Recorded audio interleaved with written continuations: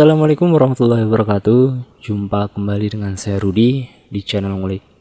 Pada kesempatan kali ini saya akan kembali lagi dengan membawakan sebuah kisah misteri. Dan seperti biasa, tanpa kita lama-lama langsung saja kita masuk ke dalam ceritanya. Bismillahirrahmanirrahim. Om Kusno atau yang biasa dipanggil Om Kus adalah seorang polisi di bagian unit reserse narkotika yang tugasnya ya pasti kalian udah tau lah ya. Mencegah peredaran narkotika dengan cara menangkap bandar-bandar narkoba sekaligus pemakai narkoba. Om Kus ini juga nggak segan untuk menembak mati langsung tersangka apabila melakukan perlawanan ketika ditangkap atau ketika si tersangka ini mencoba kabur. Pengalaman ini berawal saat Om Kus menembak mati tersangka pengedar narkotika saat mencoba melakukan perlawanan. Di akhir hembusan nafas terakhir, ada pesan mengharukan yang diucapkan oleh si tersangka tersebut kepada Om Kus yang mengeksekusinya. Kejadian horor kemudian berlanjut saat pesan terakhir tersangka itu tidak bisa dipenuhi. Dan juga ada hal-hal lain yang membuat arwah tersangka itu gentayangan dan terus menghantui Om Kus. Pada tahun 2021, tepatnya saat takbir Idul Fitri berkumandang, aku dan keluarga besar berkumpul bersama di rumah Mama. Di sana ada semua adik-adik Mama beserta suami dan anaknya. Maklum saja, mamaku ini adalah anak tertua. Setelah kakek dan nenek meninggal, setiap kali hari raya Idul Fitri atau hanya hari raya Idul Adha, adik mama pasti memilih untuk berkumpul di rumah mama karena mama anak yang paling tua agar tidak padam obor atau istilah untuk lost contact bagi saudara-saudara. Seperti pada kebiasaannya, kami yang jarang sekali berkumpul karena pekerjaan dan aktivitas masing-masing, pada saat momentum suci Idul Fitri itu kami menggunakan untuk saling bermaaf-maafan dan saling bercengkrama tentang kehidupan kami masing-masing. Keseruan masih terus berlanjut manakala Tante Eli, adik mama yang paling bontot ini suka sekali melucu dan membuat gelak tawa. Suasana setelah bermaaf-maafan yang masih mengharu biru pun akhirnya perlahan mencair karena adanya Tante Eli dan keluarganya. Berawal dari Tante Eli yang menertawakan dan menceritakan kisah suaminya Om Kusno, polisi reserse bagian narkotika yang berperawakan tinggi, tegap, berbadan bongsor, berkulit sawo matang, serta terlihat berkarisma, ternyata adalah seorang yang penakut dengan hantu. Sontak saja gelak tawa pun kembali muncul di antara kami mendengar pernyataan tersebut. Loh, Mami, Papi itu bukannya penakut. Itu cuma berpura-pura acting saja di rumah, kilah Om Kus sambil tertawa-tawa. Kemudian Tante Eli memperjelas kejadian-kejadian yang membuat Om Kus ini dicap sebagai suami yang penakut hantu. Pernah loh teh, Mas Kus ini masa sampai lari terbirit-birit dari kamar mandi sambil telanjang. Dari mulai saat itu, setiap Mas Kus mau mandi pasti minta aku temenin. Atau enggak pasti pintu kamar mandinya minta dibuka. Untung saja di kamar tidur kita kan ada kamar mandinya. Coba kalian bayangin kalau enggak, pasti kan ngewer-ngewer tuh. Haha. Kelakar Tante Eli yang sudah pastinya disambut dengan tawa dari saudara-saudara yang lain termasuk aku saat itu. Loh, Mami membukai Papi ya?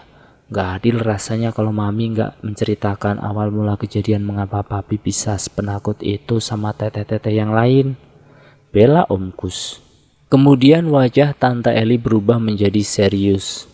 Iya loh teh, sebenarnya saya juga merasa ada yang janggal di rumah itu setelah Mas Kus menjalankan tugas. Emangnya tugas apa sih Li? Kok sampai membuat kalian seperti ketakutan apalagi Mas Kus? Tanya Teh Tini penasaran. Nah ini biar jelasnya Mas Kus aja deh yang bercerita. Aku sudah diceritakan sama Mas Kus, tetapi tetap saja ada rasa takut bercampur dengan rasa iba kalau mengingat peristiwa itu lagi. Jawab Tante Elis sambil mencolek tubuh suaminya itu. Ah, kalian berdua. Kalian berdua ini jangan buat penasaran dong. Masa cerita cuma setengah-setengah? Jawab Mama. Baiklah. Kalau teteh-teteh ini masih penasaran, saya akan ceritakan secara detailnya ya. Jawab Omku selalu, kemudian mulai menceritakan pengalaman horornya. Saat sedang apel pagi di kantor kepolisian, Om Kus beserta timnya yang terdiri dari 5 orang, 3 diantaranya termasuk Om Kus adalah bagian pelaksana lapangan, sedangkan 1 diantaranya itu komandannya. Ia mendapatkan tugas untuk mengincar sindikat pengedar narkoba di daerah Jakarta Timur. Disebutkan jika bandar narkotika ini adalah pemain lama. Dan juga si pelaku adalah napi yang sering bolak-balik masuk urutan karena kasus kriminal lainnya. Oleh karena itu, tim Om Kus ini harus mewaspadai gerak-gerik dari si pelaku. Bukan hanya si pelaku ini berbahaya, tetapi juga pelaku dikenal licin karena seringkali ia lolos dari tangkapan polisi oleh sebab minim barang bukti. Sesudah apel, tugas pun segera dibagi. Ada 2 orang yang memata-matai, ada pula yang akan menjebak si pelaku. Dan juga terakhir bagian penyergapan jika pelaku sudah masuk dalam jebakan polisi. Om Kus kala itu mendapat bagian penyergapan yang mana ia diberi kewenangan untuk menembak pelaku apabila si pelaku ini melakukan perlawanan ataupun berusaha lari dari kejaran polisi. Singkat cerita, setelah hampir 2 minggu mengintai pergerakan pelaku yang tinggal di sebuah rumah kontrakan bersama dengan anak perempuan dan ibunya, kini giliran dari Doris, rekan polisi Om Kus yang menjebak pelaku dengan berpura-pura sebagai pembeli obat-obatan terlarang. Di hari yang ditentukan, si pelaku yang sebut saja namanya Fauzi membuat janji temu untuk bertransaksi dengan Doris di sebuah rumah kosong yang tidak jauh dari rumah kontrakan Fauzi. Ternyata taktik lama polisi ini bisa memancing Fauzi untuk keluar dari persembunyiannya dengan membawa barang bukti. Malang bagi Fauzi, pelaku yang dikenal licin dan pandai memanipulasi polisi yang akan menyergapnya, kini ia tak berkutik manakala telah dikepung oleh polisi. Menurut penuturan mata-mata polisi, 2 rekan Om Kus saja namanya Bandi dan Tino, si Fauzi atau si pelaku ini sedang dalam keadaan terdesak, perlu uang biaya sekolah masuk SD anaknya dan biaya berobat untuk ibu Fauzi. Jadi ia sudah nekat untuk bertransaksi narkotika dengan orang yang baru saja ia kenal. Jangan bergerak, Anda sudah kami kepung. Begitulah aba-aba dari komandan tim Om Kus saat menyergap Fauzi. Bukannya menyerah, Fauzi malah mencoba melawan para polisi dengan membawa senjata api rakitan dan mencoba melarikan diri. Om Kus yang sudah habis kesabaran kemudian langsung mengirimkan 2 butir timah panas ke kaki Fauzi. Sesaat Fauzi langsung tersungkur dan bersimbah darah. Namun belum selesai sampai di situ, Fauzi seperti memiliki ilmu kebal yang langsung kembali bangkit berdiri dan berbalik menembaki Om Kus beserta komandannya. Beruntung kala itu Om Kus dan komandannya dilapisi oleh baju anti peluru yang membuat mereka berdua tidak terluka sedikit pun. Komandan Om Kus sempat menembak dada dan perut Fauzi. Namun lagi-lagi Fauzi berhasil selamat dan berlari menjauh. Karena sudah kehabisan tenaga, serta semakin terdesak, akhirnya Fauzi mau tak mau harus menyerah kepada polisi saat jalan yang ia pakai untuk melarikan diri ternyata adalah jalan buntu. Berkali-kali Fauzi dihujani tembakan tetapi masih saja tidak bergeming. "Pak polisi, tolong jangan tembak saya lagi, Pak. Izinkan saya untuk bertobat, Pak. Biarkan saya pergi. Jika Bapak menangkap saya hidup-hidup, nanti anak dan ibu saya akan mati dibunuh di tangan bandar besar, Pak." "Mohon Fauzi." "Sudah Dan, langsung saja kita ringkus dia. Dia ini penjahat musiman yang pasti akan berbuat ulah lagi," ucap Om Kus dengan kesal. Dengan sigap tim Om Kus Dengan sigap tim Om Kus mendekati Fauzi untuk segera memborgol tangannya. Tetapi Fauzi masih melakukan perlawanan terakhirnya dengan mengeluarkan pisau lipat dari saku celananya yang juga menyebabkan dompet hitam Fauzi ikut terjatuh. Dan dor! Kali ini satu peluru bisa langsung menembus tubuh Fauzi. Pak, Pak polisi, saya mempunyai permintaan untuk memakamkan saya di kampung istri saya, tepat di sebelah pusara makamnya. Dan tolong Pak, sampaikan maaf kepada ibu dan anak saya jika saya ini ternyata adalah pelaku curanmor serta pengedar narkotika, Pak.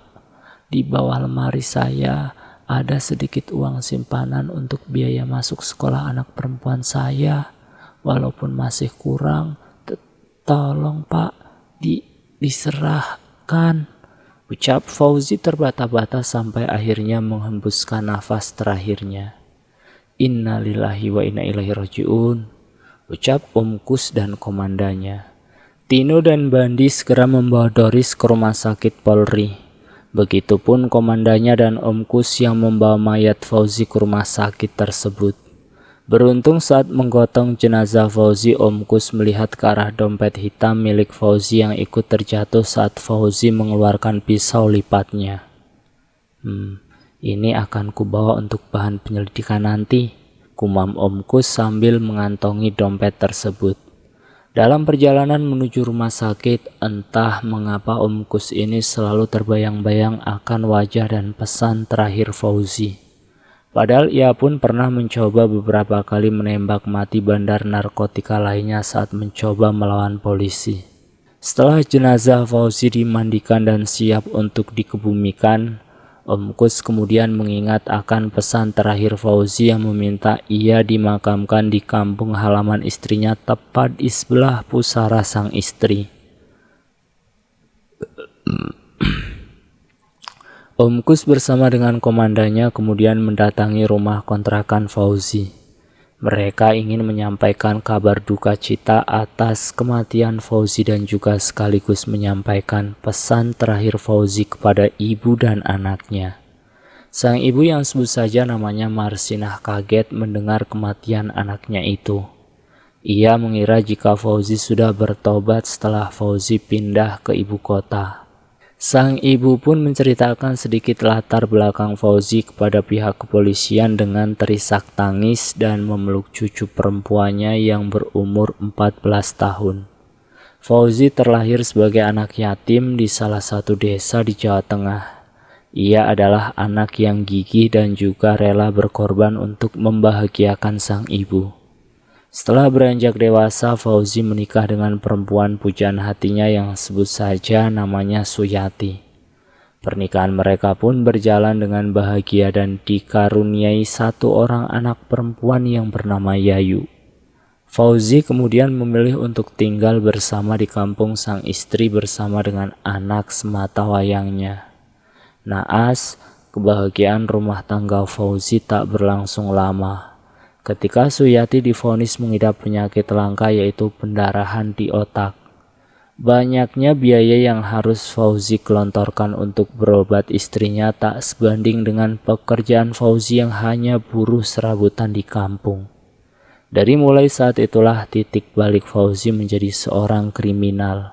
Bermula dari Fauzi yang mencuri pompa air, mencuri ternak, sampai dengan mencuri sepeda motor di kampung sang istri. Karena seringkali Fauzi ini tertangkap tangan mencuri bahkan sampai habis dihajar warga, tak membuat Fauzi ini jera. Fauzi masih saja berulang kali mengulangi perbuatannya sampai masuk bui. Fauzi pada akhirnya diusir dari kampung halaman sang istri.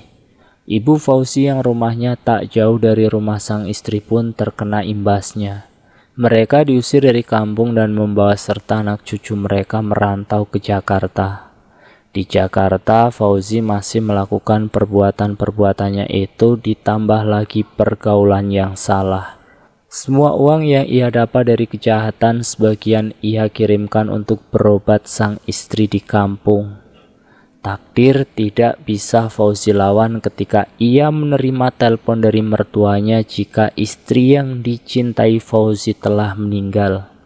Fauzi pun tidak pernah lagi bisa datang untuk melihat mendiang sang istri untuk terakhir kalinya, karena namanya sudah di blacklist.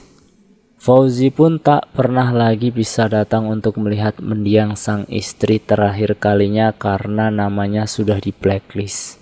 Sejak kematian sang istri, Ibu Fauzi mengira jika anaknya itu sudah bertaubat dan tidak pernah lagi berhubungan dengan dunia kriminal. Fauzi sempat berpesan jika dirinya mau bekerja di Batam untuk membantu biaya berobat ibu kandungnya yang sedang terkena penyakit diabetes. Setelah itu Fauzi tidak pernah lagi pulang. Sesekali ia hanya mengirimkan uang dan menelpon dengan tergesa-gesa dengan alasan bosnya yang galak. Sampai pada saat tahun 2018, Fauzi kembali pulang ke Jakarta dan mengaku jika ia bekerja sebagai calo tanah dengan keuntungan yang menjanjikan. Sang ibu tak pernah menyangka jika anaknya telah bersandiwara selama ini. Tutup cerita Ibu Fauzi. Om Kus pun kemudian menunjukkan sejumlah uang peninggalan Fauzi di bawah lemari pakaiannya. Memang uang tersebut tidak seberapa besar, karena mungkin sudah habis dipakai untuk biaya berobat Ibu Fauzi. Tunggu dulu Kusno, kamu tidak bisa sembarangan. Uang itu akan saya bawa terlebih dahulu untuk barang bukti. Saya yakin uang tersebut adalah uang dari hasil kriminal yang seharusnya disita kepolisian. Potong Komandan Om Kus. Om Kus menatap tajam ke arah Ibu Fauzi dan cucunya yang masih saling berpelukan. Ada rasa iba di hati Om Kus mengingat sebentar lagi anak perempuan Fauzi akan masuk ke jenjang sekolah menengah pertama. Setelah berbincang-bincang, akhirnya mereka langsung bergegas mengantar jenazah Fauzi ke kampung sang istri untuk segera dimakamkan. Kegaduhan muncul manakala jenazah Fauzi rupanya ditolak untuk dimakamkan di kampung itu. Sudah Pak Polisi, bakar saja jenazah Fauzi. Kami tidak menghendaki Fauzi dimakamkan di kampung ini. Ya, setuju. Fauzi ini maling. Fauzi juga narapidana musiman. Setuju. Bawa kembali jenazah Fauzi Pak Polisi, ucap para warga ketika melihat jenazah Fauzi yang akan segera dimakamkan.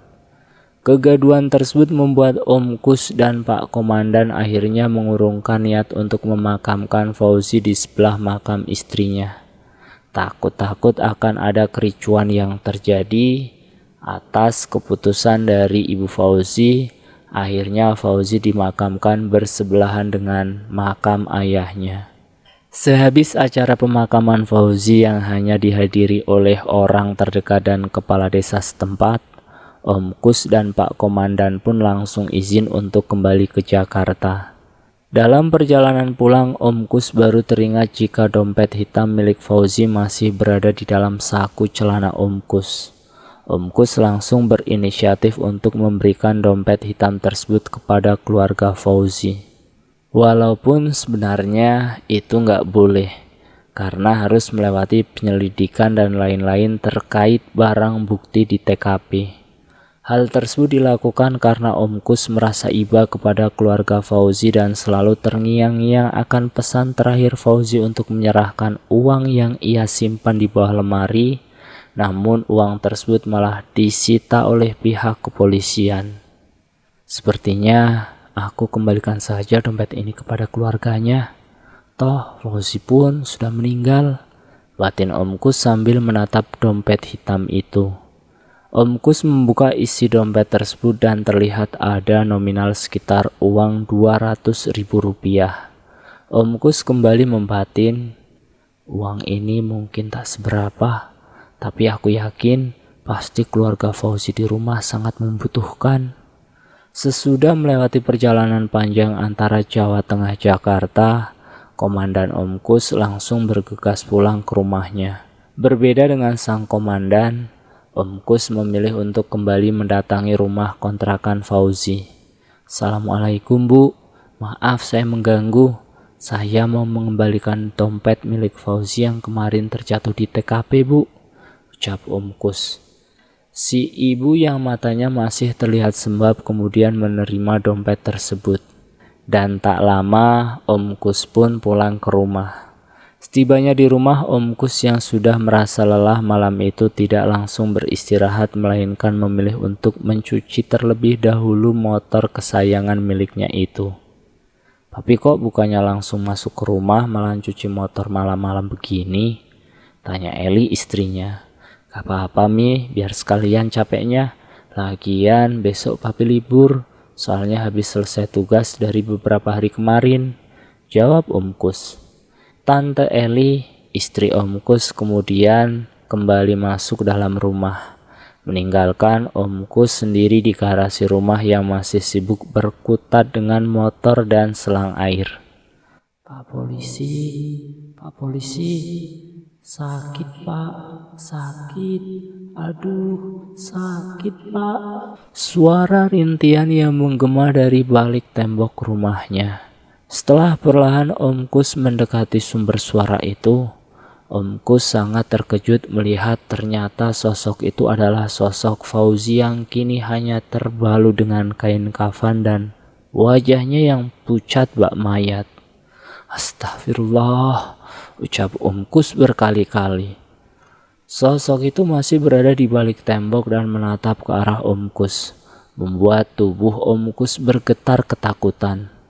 Papi, emang belum selesai cuci motornya? Suara Eli, istri Om Kus dari dalam rumah perlahan membuat Om Kus terhenyak. Segera Om Kus masuk ke dalam rumah dan langsung mengunci pintu rumahnya. Om Kus kala itu masih bercucuran keringat mengingat wajah pucat Fauzi yang kini telah menjadi pocong. Om Kus yang ketakutan dan panik memilih untuk segera mandi. Berharap setelah ia mandi mungkin bisa lebih tenang dan tidak lagi terbayang-bayang wajah Fauzi yang sudah menjadi pocong. Teror lain muncul setelah Om Kus ini selesai mandi. Ternyata ada sesosok pocong yang terduduk di ruang tengah. Pocong itu terdiam mematung menatap ke arah tembok, dan kemudian perlahan menoleh wajahnya ke Om Kus sambil berkata, Pak polisi, kenapa Bapak tidak memakamkan saya di sebelah makam istri saya, Pak? Apa Bapak lupa dengan pesan terakhir saya, Pak? Lagi dan lagi Om Kus melihat jelas jika sosok di balik pocong tersebut adalah Fauzi, pelaku pengedar narkotika yang belum lama ia eksekusi. Seluruh tubuh Om Kus bergetar ketakutan. Beberapa detik ia bahkan sampai mematung melihat pemandangan menyeramkan di depan wajahnya itu. Fauzi, ucap Om Kus tergagap-gagap. Hei papi, kok kamu aneh banget sih? Ngapain badannya sampai gemetaran gitu? Suara sang istri yang kemudian membuat Om Kus kembali tersadar kedua kalinya. Om Kus yang sudah tidak bisa menahan ketakutannya, ia langsung memeluk sang istri sambil perlahan bercerita apa yang baru saja ia alami.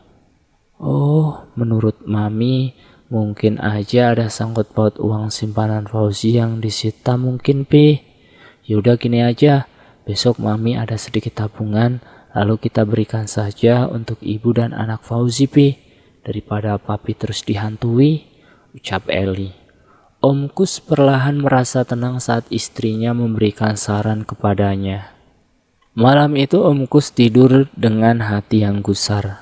Pikirannya masih selalu saja terbayang akan wajah menyeramkan Fauzi. Bahkan sampai beberapa kali Om Kus yang terlelap dimimpikan oleh mendiang Fauzi yang menuntut pertanggungjawaban Om Kus untuk bisa melakukan pesan terakhir yang disampaikan oleh Fauzi. Papi, bangun Pi, ucap Eli sambil menggoyangkan tubuh suaminya dan mencoba membangunkannya. Papi, ini udah jam 2. Mending papi segera sholat sunnah Gi. Tidurnya sampai ngigu gitu. Makanya lain kali minta sama komandan kalau bisa bagian pengeksekusian, bagian Doris atau Bindi saja Pi. Lihat kan, papi sampai paranoid gini. Cerocos istrinya. Om Kus segera bangkit untuk berwudu dan melanjutkan sholat. Pada bagian tahiyat terakhirnya, dari arah jendela kamar tiba-tiba gorden tipis perlahan tersingkap seperti terkena terpaan angin yang sekaligus Om Kus bisa melihat sosok pocong menyeramkan di balik jendelanya. Sontak saja Om Kus langsung loncat ke tempat tidur dan berlindung di bawah selimut dan di telinga kanannya terdengar, "Pak polisi, kenapa Bapak tidak mendoakan saya, Pak? Saya belum bertobat, sudah terlebih dahulu Bapak eksekusi." Suara itu terus terngiang-ngiang di telinga Om Kus sampai dengan pagi hari Om Kus segera mengajak istrinya untuk menemui ibu dari almarhum Fauzi. Sesampainya di sana, Om Kus dan Eli istrinya tanpa banyak berbasa-basi segera mengeluarkan uang sebagai pengganti dari uang Fauzi yang tersita oleh pihak kepolisian. "Pak polisi, ibu sudah ikhlas kok mengenai uang Fauzi yang disita. Ibu pun yakin uang itu adalah uang hasil kriminal Fauzi," ucap ibunya Fauzi. Karena Om Kus dan Eli terus memaksa, pada akhirnya uang itu pun ia terima. Sesaat ingin kembali pulang, Om Kus bercerita kepada ibu Fauzi jika Fauzi terus-menerus menghantuinya karena pesan terakhir Fauzi ada yang tidak bisa terpenuhi. "Pak polisi, di dunia ini ada janji yang tidak bisa ditepati, ada mimpi yang tidak bisa digapai, dan ada pula rencana yang tidak bisa berjalan sesuai harapan. Itu semua karena kita cuma manusia, Pak. Kita bisa berkehendak, tapi Gusti Allah yang menentukan. Mungkin pocong yang Bapak lihat adalah bentuk dari ilusi Pak polisi karena terus dihantui rasa bersalah," ucap Ibu Marsinah dengan bijak. Bu Marsinah pun tidak sama sekali menyalahkan Om Kus yang telah mengeksekusi anaknya.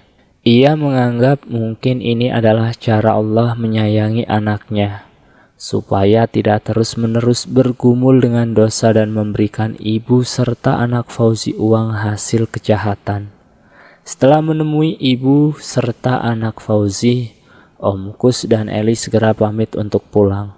Om Kus perasaannya kini mulai lebih tenang.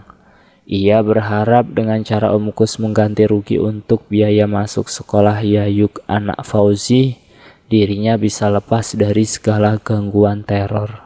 3-4 hari berlalu tanpa adanya teror yang dirasakan oleh Om Kus. Om Kus pun sudah hampir melupakan kejadian menyeramkan beberapa hari yang lalu. Sampai pada akhirnya HP Om Kus berbunyi. Terlihat di layar HP ada sebuah panggilan dari istrinya Eli. Papi, cepat pulang Pi, ada pocong." Om Kus segera bergegas untuk pulang dari kantor kepolisian dengan mengendarai motor besar miliknya. Saat motor besar Om Kus sampai di rumah, lampu motor Om Kus tak sengaja menyoroti ke arah bagian taman depan rumah. Karena kondisi rumah Om Kus yang saat itu kebetulan sedang mati lampu, secara jelas Om Kus bisa melihat sosok pocong yang berdiri mematung seperti menyambut kedatangan dirinya. Perasaan Om Kus semakin bercampur aduk antara takut sekaligus panik akibat dari ulah teror pocong yang tidak hanya menghantui dirinya melainkan istrinya juga. Om Kus untuk sesaat mencoba mengesampingkan rasa takutnya dan segera mencari sikring listrik untuk menyalakan aliran listrik.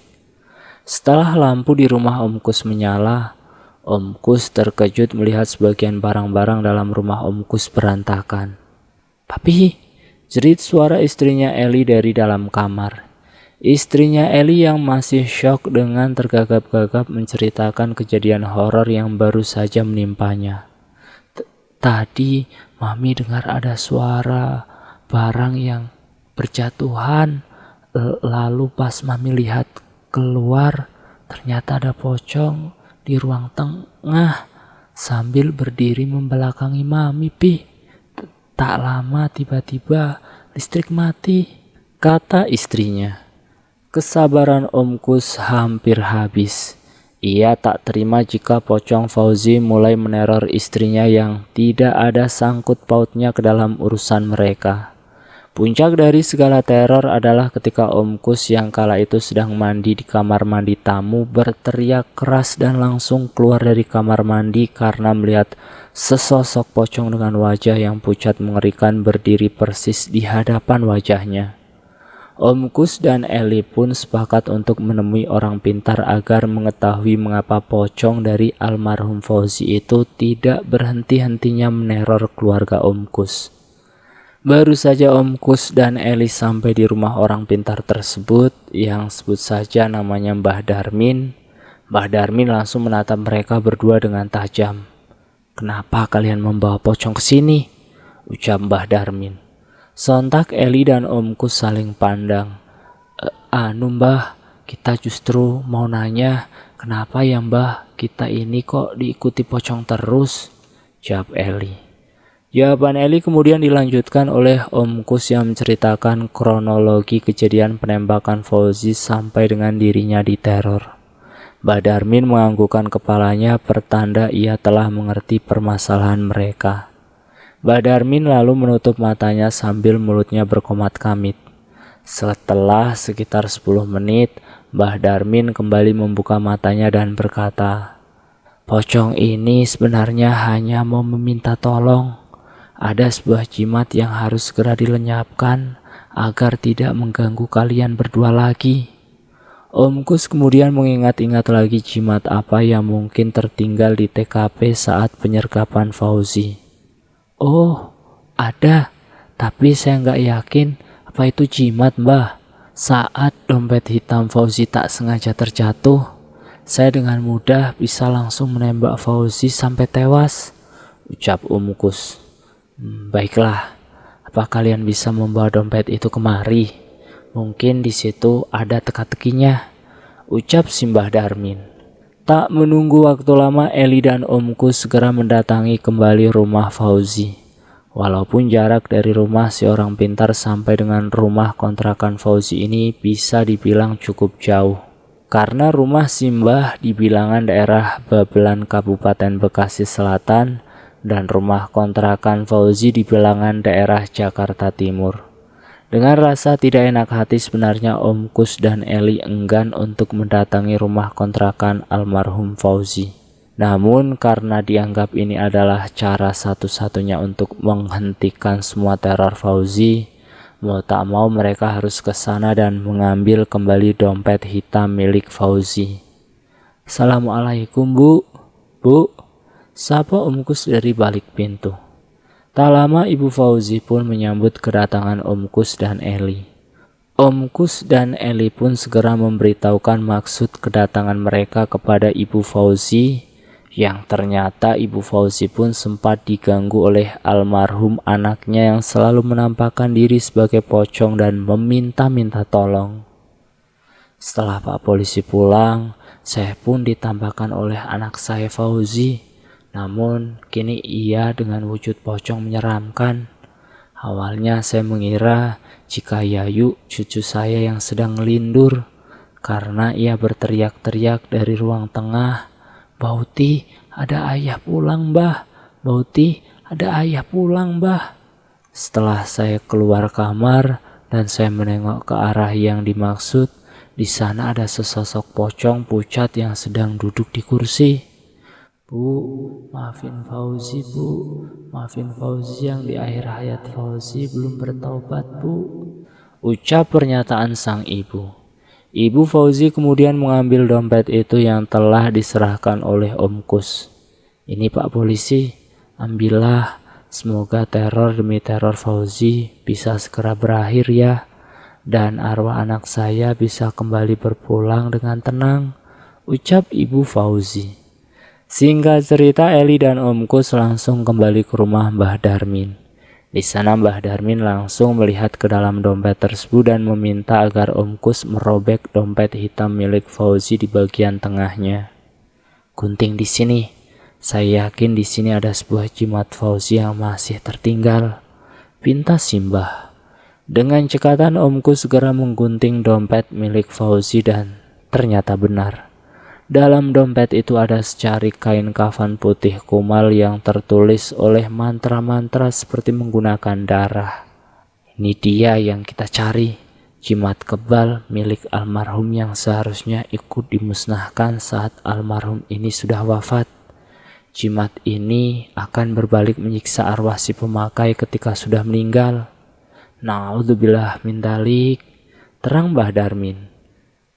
Akhir cerita setelah membakar jimat itu, benar-benar tak ada lagi teror dari Pocong Fauzi.